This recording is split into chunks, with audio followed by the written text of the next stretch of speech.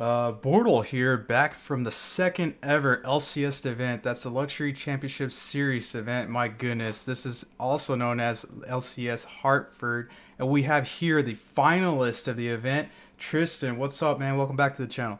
Hey, thanks for having me. So, in the previous LCS, you made it all the way to top 8, but this time you made it all the way to the finals.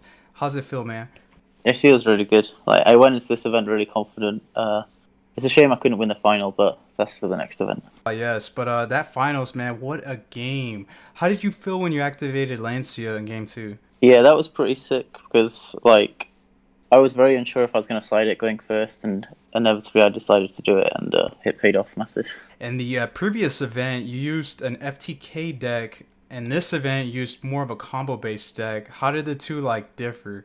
So it was actually really different because obviously in the last LCS nobody else was playing that deck other than one person, but this event I had a lot of mirror matches, so there was a lot more to figure out in regards to going first and not having your board broken, whereas that was not a factor with FTK.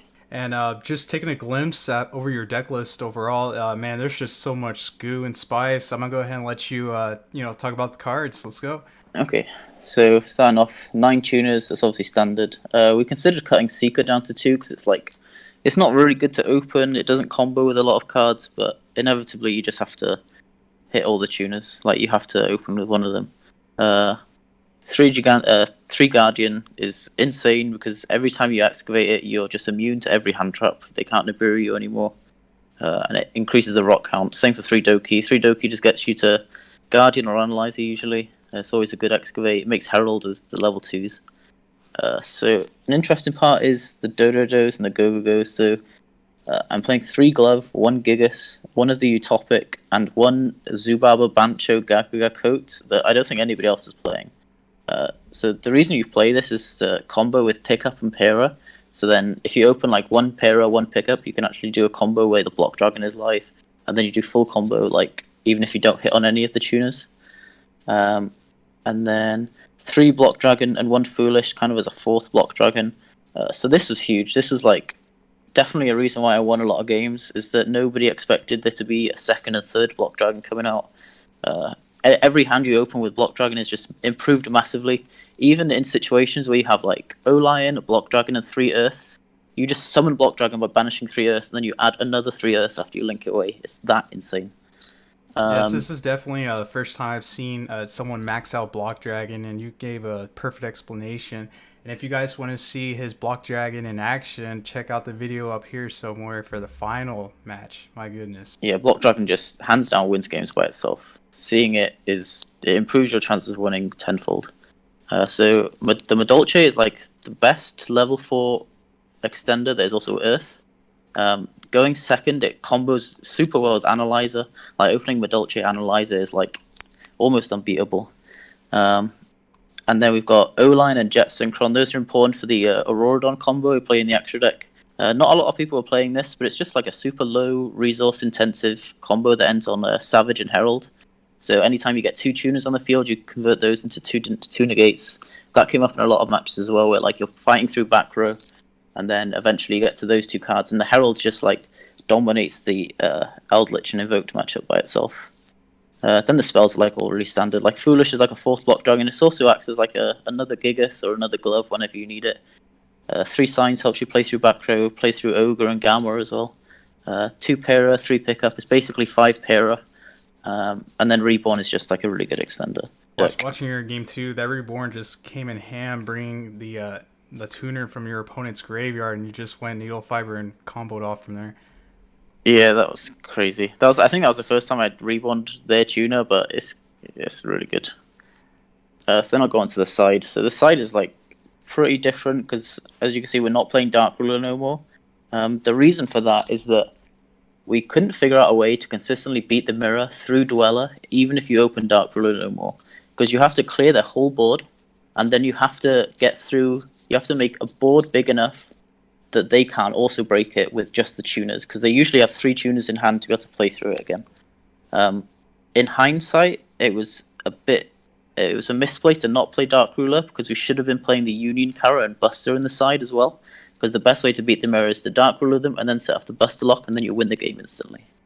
But instead, we went for Droll, Lancia, and Nibiru for the mirror. Uh, they were all pretty good. They had like good overlap with other meta matchups. Like the Lancia was really good against Invoke, like we said in the final game 2, it came in clutch. Droll is super relevant against like Magician Souls variants of Eldritch, and Pendulums is also kind of relevant. And then Nibiru is just like overall a good hand trap. It just like sometimes it can stop a rock turn if they don't hit Guardian or make an early Herald. And then the next 6 slots are dedicated just for back row. So mostly the Eldritch matchup is like the most relevant back row decks. So we have 3 Storm. The reason we play 3 Storm is that you can activate it. If they don't have a negate, you just get to OTK them like on that same turn. You don't have to bother making a negate. Same for Reboot. It's just like the best card you can open against Eldritch. And then Pancratops super overperformed. Like I would consider main decking Pancratops. 1, it's Earth for Block Dragon, and 2, it deals with 2 disruptions just by itself. Like literally just summon Pancratops, enter battle phase, forces IP, and then you chain Pancratops and pop another card, and it's so good. Like in the quarterfinals against DDD, I won the match by summoning Pancratops. And then the 1 Cosmic seems kind of weird, but it's basically just the 15th card. It's like the next best card against against back row decks. Okay, and interesting enough, I've noticed some people are cutting evenly matched because they don't want to give up their battle phase, and you kind of already explained that with the Dark Ruler as well, because you're giving your opponent another turn to live, essentially, right? Yeah, exactly. So like having evenly, it's really good when it resolves, but when they also have the counter trap, you don't have the option to then play through the board and OTK them. You have to set up like multiple disruptions and then out all the back row as well. But with Lightning Storm, you can pop back row with like Phoenix and Unicorn, and then just potentially OTK them with the like Block Dragon and Bortle Sword is like easy game. Sweet. So then I'll go into the extra deck. So like the synchros are already standard. I saw some people not playing Savage, but we always wanted to have Dragite for like the follow-up turn. Like just going Dragite, bounce all of their cards and then kill them with the Bortle Sword. The rank 4s, Dweller, Tornado, Granite, all kind of staple. Tornado didn't actually come up very often. There were a couple of times where like you'd make it into Eldritch back row so you can chain to the Golden Lands, but it is honestly kind of cuttable. Apollo is obviously super good. Bortle Sword, like a lot of people say that you don't need Bortle Sword to go for game because all your monsters are so big, but it just turns like literally Needle Fiber and Block Dragon is game on board because you summon Jet Synchron, you make Bortle Sword, add 3 Earth, banish the 3 Earth, summon Block Dragon, and that's over 8k. Like it's super easy to go for game with Bortle Sword, and in a long tournament you need to not use so much brain power to go for game. The next card is Auroradon. Like this card is crazy good. It has like 2 relevant effects basically. So you contribute 1 card to destroy a card in the field. It doesn't target, so it forces every single Eldritch back row. And then the second effect, tribute 2, special summon a Mecha Phantom Beast from the deck. So you summon O-Lion, and then the 2 tokens are level 3, so you make a level 8. So going second, you just make Dragite, and then destroy them. Or going first, you just make Savage. And then you get a token of O-Lion and continue from there. The 3 Nightmares, all pretty standard. Cerberus is obviously super relevant for being Earth for Block Dragon. So like in a low resource Onomatopoeia combos, you have to make Cerberus to get an Earth to banish for Gigantes. That comes up a lot. 5 is obviously really good, and IP is like the best thing you can end on in the mirror.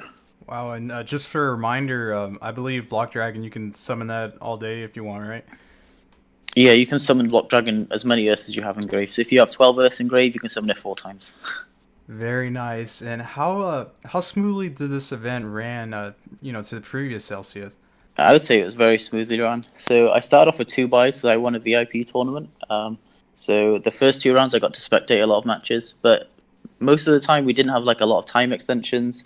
We didn't have a lot of confusion going into it because there was only 1 server as opposed to the 3 that they had last time. The buy system worked perfectly. Like after standings on day 1, I was skeptical because I was like the bottom of the X2 bracket, X1 standings.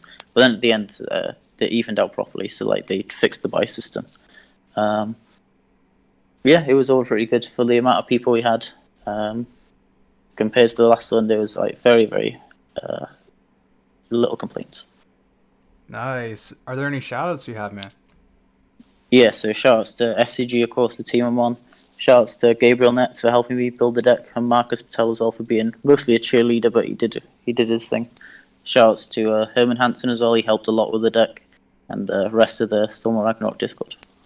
Well, there you have it. Finalist deck profile. Congrats again, Tristan. Although you did lose, you did leave with quite a lump sum of money, so it's all good, Yeah, it's very good. Looking forward to the next one.